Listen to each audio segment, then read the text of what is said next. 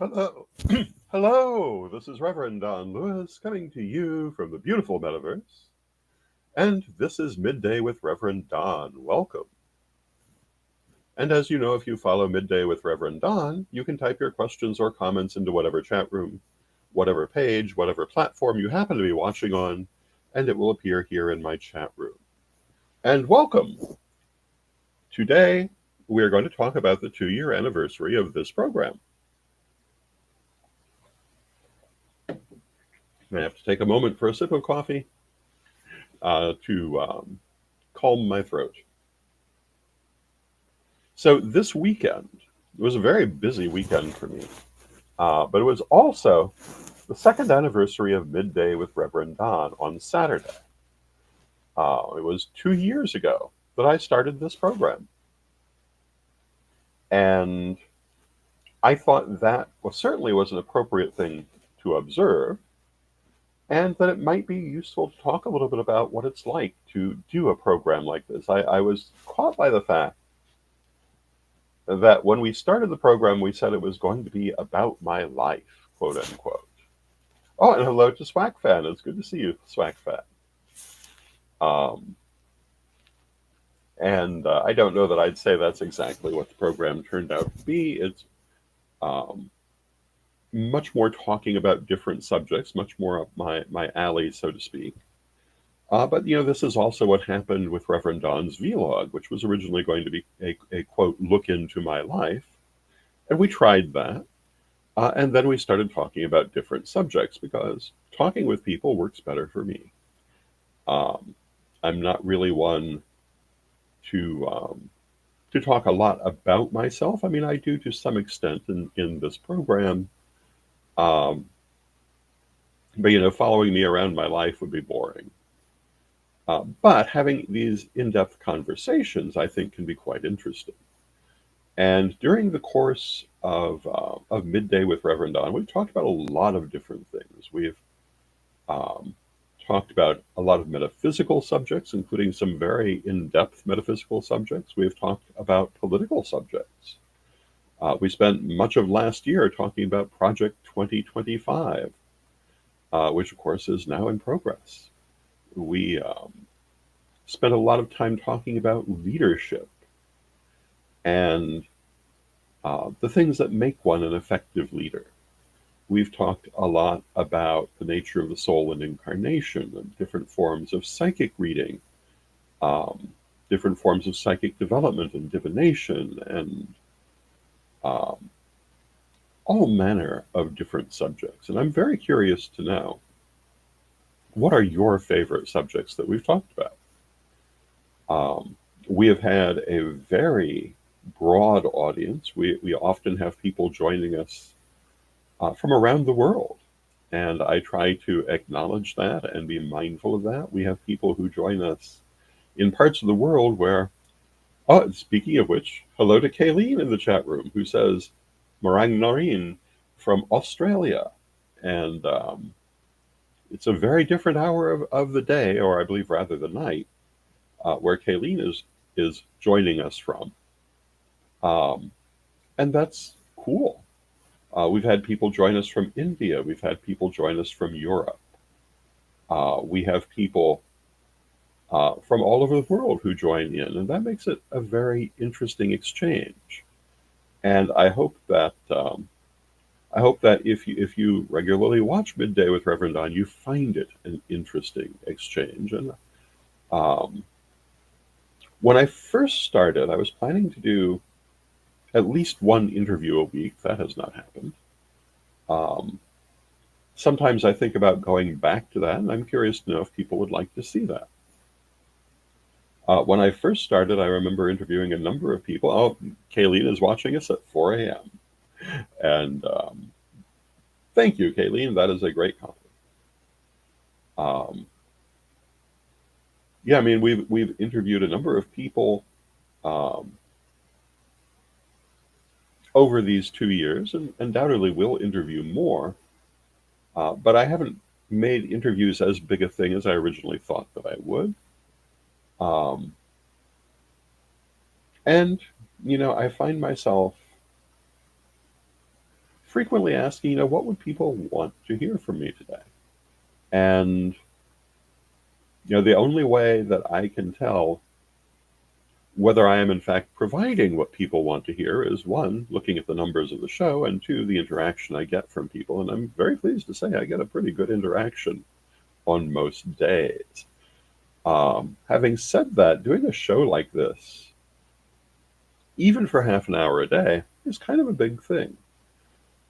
It requires discipline to come back every day and do it. Now, um, I do sometimes put up best ofs if there's some reason I can't do that particular day, but I don't do it very often. And uh, lately, we've had Reverend Phoenix Williams and Reverend Alyssa Kemp on Fridays as guest hosts, which will be continuing for a while, perhaps indefinitely. But mostly it's me sitting here talking to you, and I always wonder how. Always wonder if I am verging into boring territory, and I know that certainly sometimes I must. Um, so for me, it's often a question of, what is interesting to discuss at this time. I did spend a lot of time talking about leadership, and having been in a leadership position throughout most of my life, I do have a few things to say about that. And I may take a few minutes to say a few things today, since this has been a subject over the weekend. Um, I often talk about people who have influenced me. Now, yesterday, Reverend Jason and I went to see Lady Crystal, who has been in the hospital for a little while. And that was a lovely meeting with one of the people most influential in my life. And I was very pleased to find her doing better than I had been led to expect. Um, Lady Crystal is in the 48th year of her imperium as first priestess of the Corellian tradition, in retirement now. But the title remains, the position remains, as it does for me. And for many years, she was very active.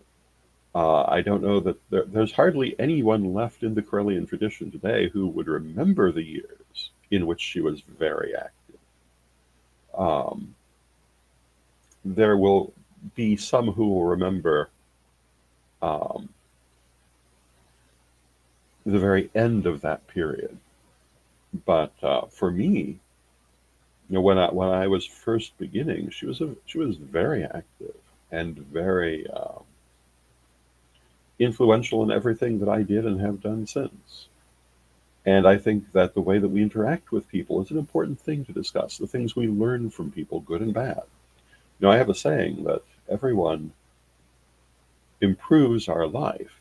Everyone brings a blessing to our life.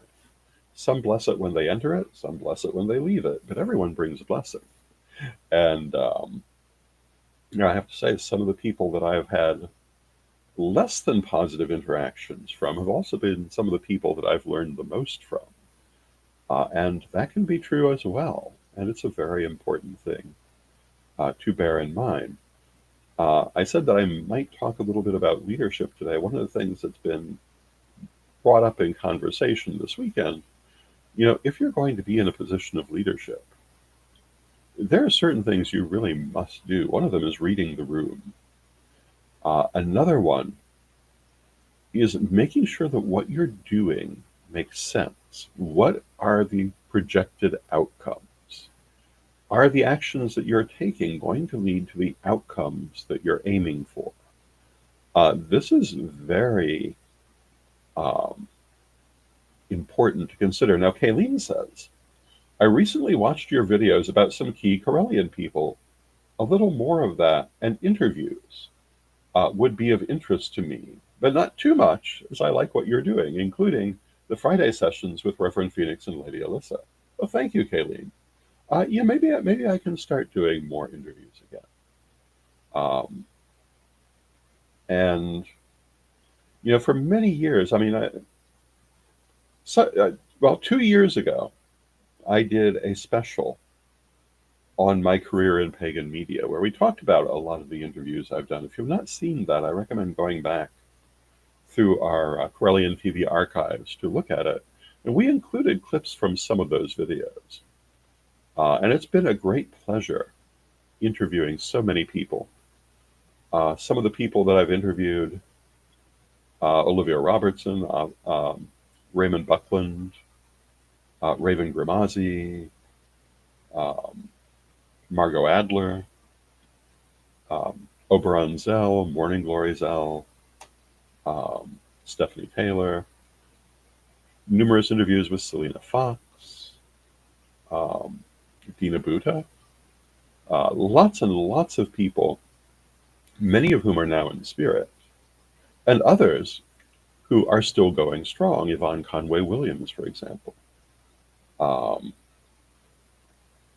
and yes, that's been a fascinating experience. Now I don't get out uh, to events as much as I used to now that I'm getting on in years, though I am hoping to get out to more again.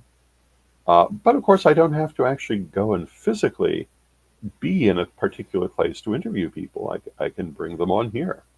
So yeah, I will take that suggestion and see about including some more interviews because it's been a while, and I do frequently have guests, but they're often from a particular range of people. Maybe we should do some more. I remember when I started doing interviews, I didn't have a clue what I was doing. And if you look at the early interviews, I'm always asking the same questions because, well, I do feel they were good questions, and I did expect that each person would have different answers to them.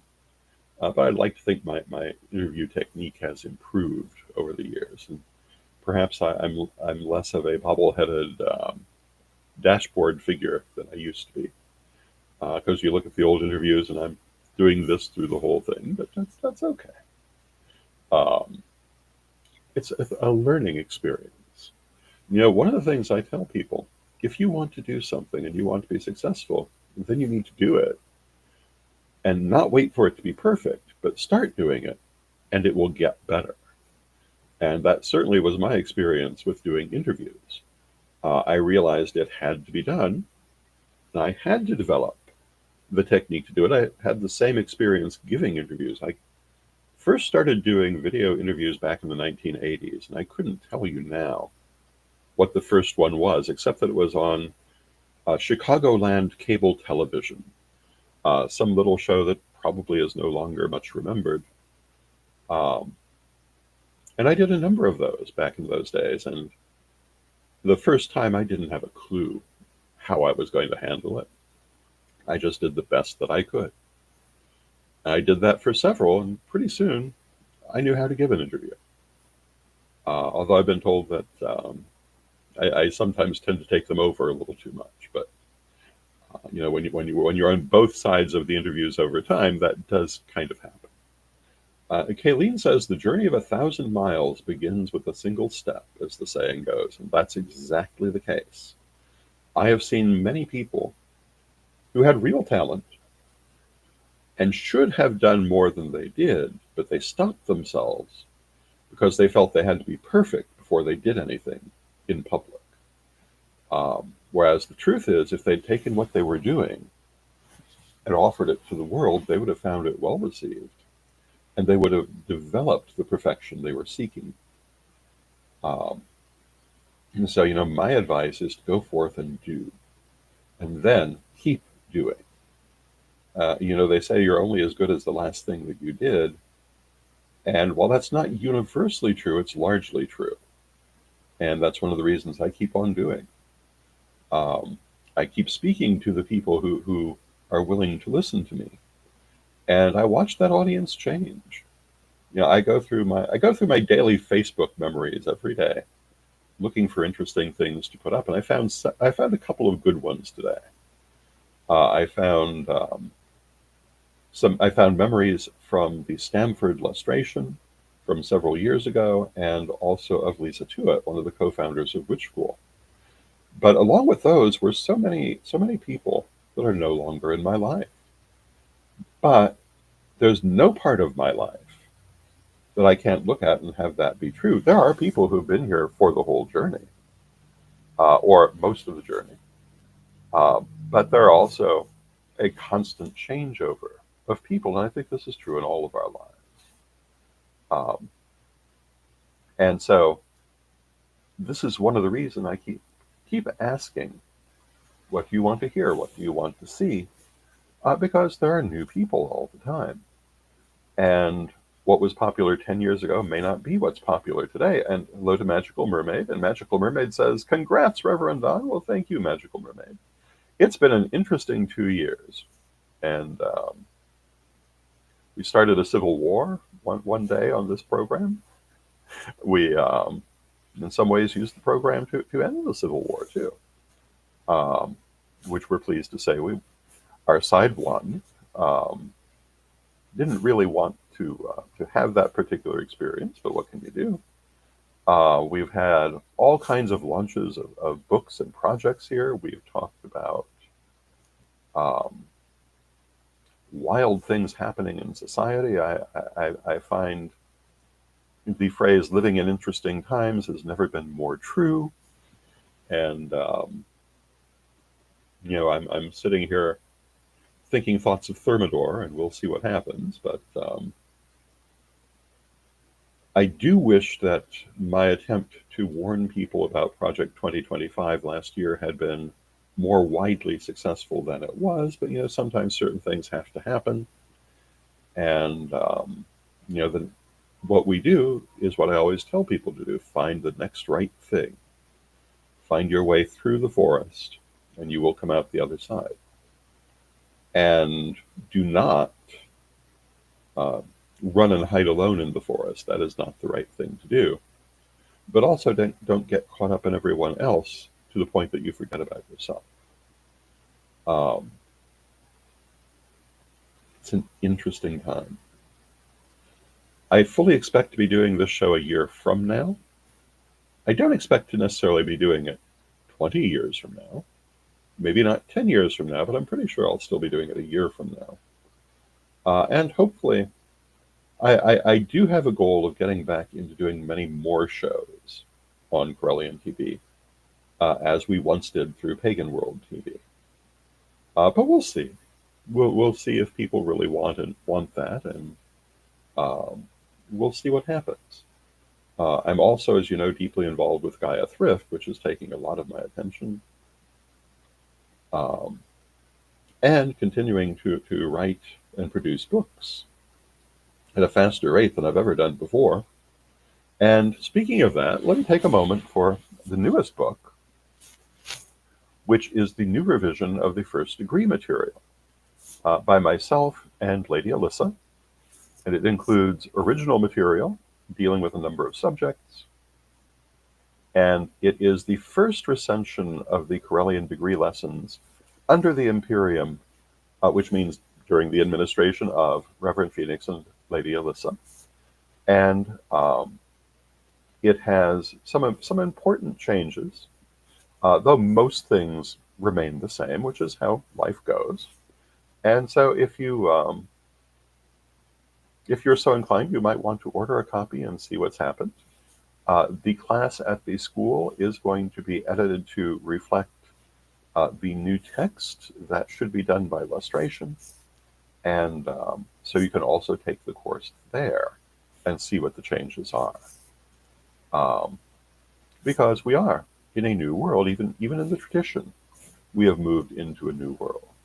When I had the cardiac event just over 2 years ago, which led to the establishment of this show, one of the conclusions we had is that um, because I had a near-death experience, that one life had ended. It was time for a new chapter, that I had fulfilled the promises of that life, and it was time for new adventures. And that certainly has been the case. And that has ushered in a new era for the Corellian tradition, in which many of the long-established um, circumstances remain just as they've always been, and other things are new.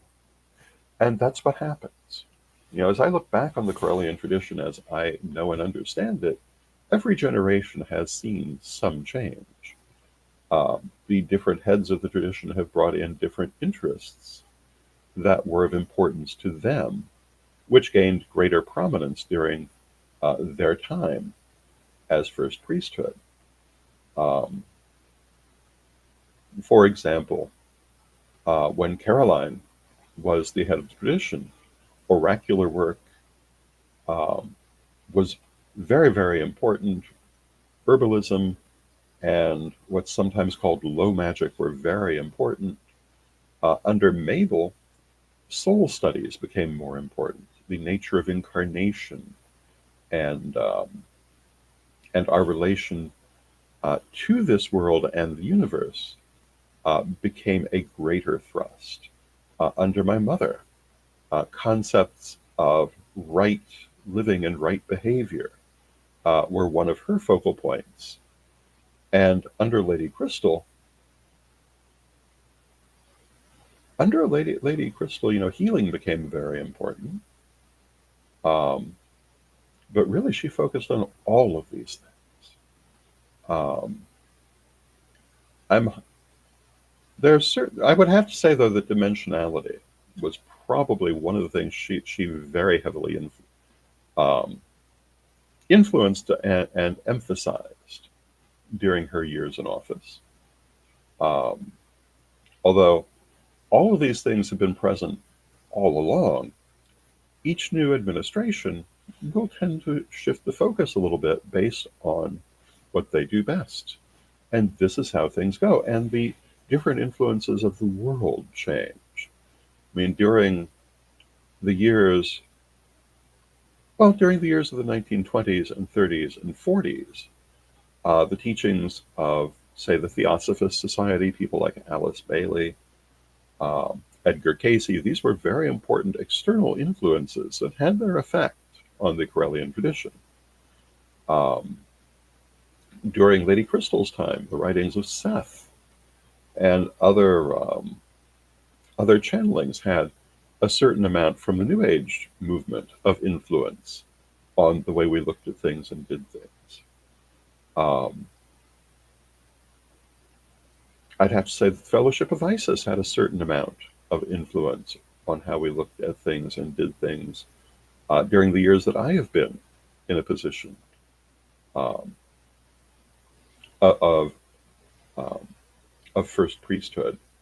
Though one of the things that attracted us to the Fellowship of Isis is how similar the two organizations were theologically to start with, and but many of the things they do were very inspirational to us. The same for the Aquarian Tabernacle Church.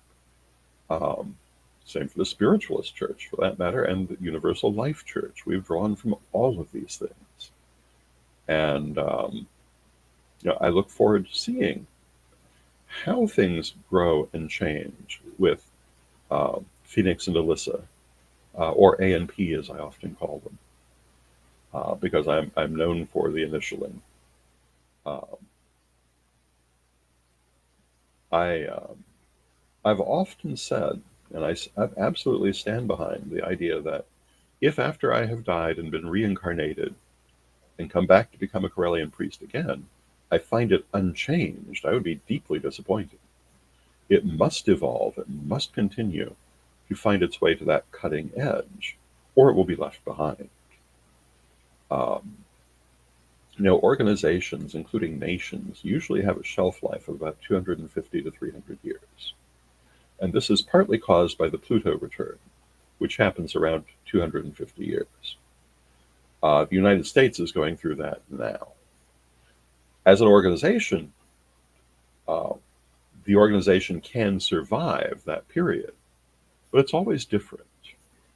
If you look at the great empires, such as, or the great kingdoms of Europe, such as England, you'll find they tend to divide into periods roughly equivalent to that length of time, sometimes a little shorter, rarely longer.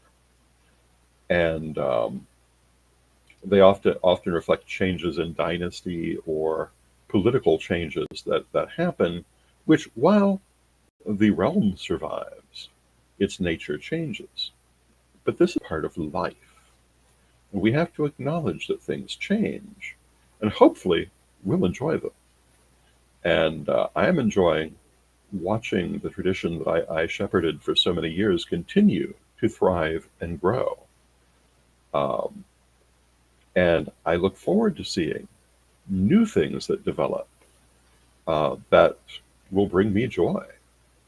Um, I look at the things that are going on in the world with a little more trepidation, but I'm hopeful that they will end up leading to good places through perhaps traumatic roads. Um, but I'm hopeful for this, and the oracles that have been done tend to reinforce that point of view. Magical Mermaid says, "You're wearing my favorite color today." Thank you. Well, thank you, Magical Mermaid. I love this shirt. I've gotten lots of compliments on this shirt. It was a gift from the recently retired First Elder, the Right Reverend Lori Blackman. Very kind of her. Lori is a wonderful person who I have known for many years, and I hope that she is doing well with all of her situations. I don't know that I would have chosen this color for myself, but she did, and she was absolutely right. It has been a wonderful color. The only thing about this color is that it has a tendency to act like a green screen because it's a teal color. And depending on the lighting in the room, sometimes if I try to film in this shirt, it disappears. I was originally wearing the matching tie that goes with this, but I had to change it because the tie was like fading out.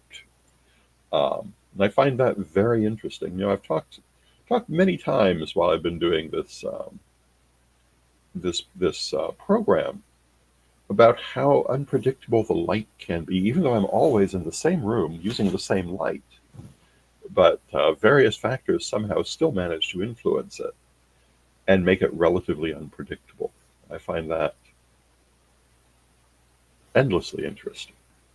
Um, I formerly was filming in a room with very large windows, and I always assumed it was the external light that did it. But the room I'm in now does not have external light, and yet changes still happen. So I'm not really sure what to think of that.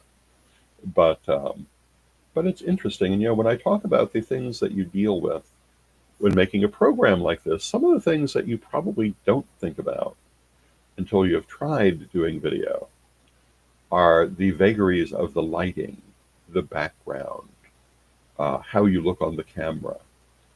And it's very interesting. I know I've known a lot of people who didn't like how they looked on camera or how they sounded on camera. And you know, this is perfectly normal because in our ordinary lives, we never hear our voice the way other people hear it. We hear it from inside, and it sounds different. So when we hear our voice recorded, at first glance, or at first hearing, it doesn't sound like us. It sounds the way other people hear us. And that can be disconcerting at first. When we first see ourselves on camera, it's not like seeing ourselves in the mirror. And not everybody is equally comfortable with what they look like. What I learned to do fairly early on is that when I see myself and hear myself on camera, I don't think of it as being me. I think of it as if I were filming someone else. And I bring the same principles that I would use if I were interviewing someone or filming someone in a different context. And I found that really changed how I was able to gain the necessary distance to do it well. And that's one of the things that one might not think about, but it's certainly true. And Magical Mermaid says, wheels of perception. Oh, yes, indeed.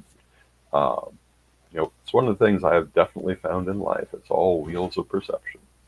Now I see that we've come to the end of our half hour. We need to take a moment for a message from our sponsors. Why? Because we love her.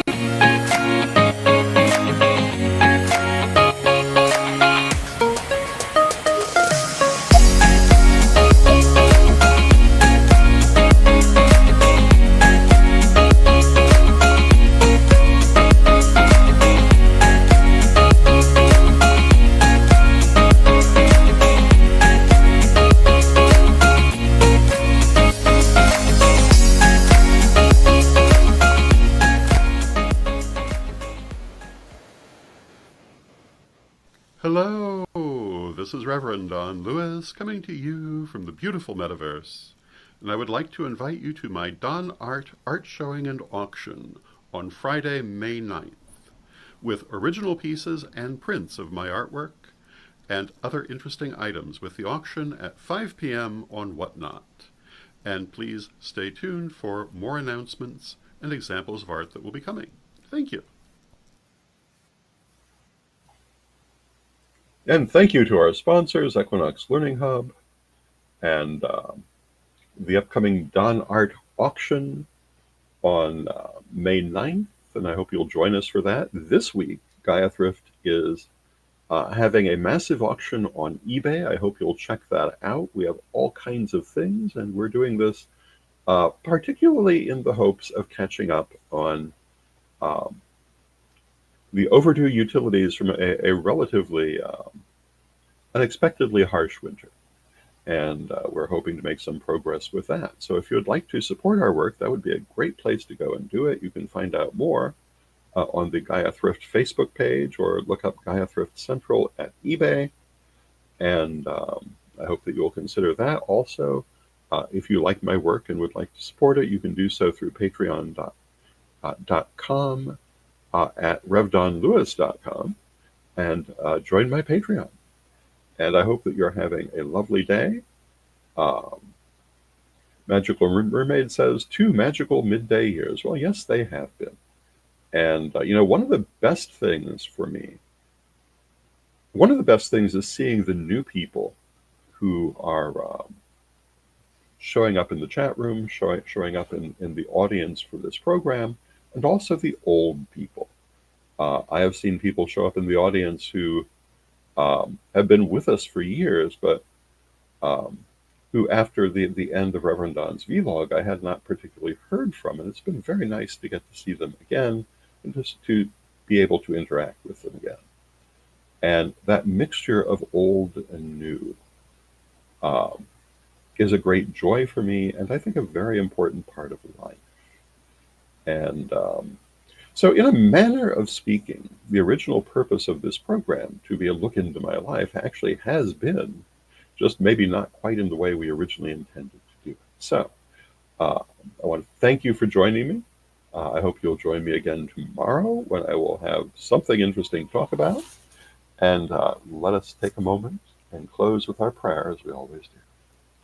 Divine Mother Goddess, Divine Father God, beloved ancestors, we thank you for all that you do for us in our lives, and we ask you to help us to enjoy the old things that we carry forward and the new things that we integrate into our lives.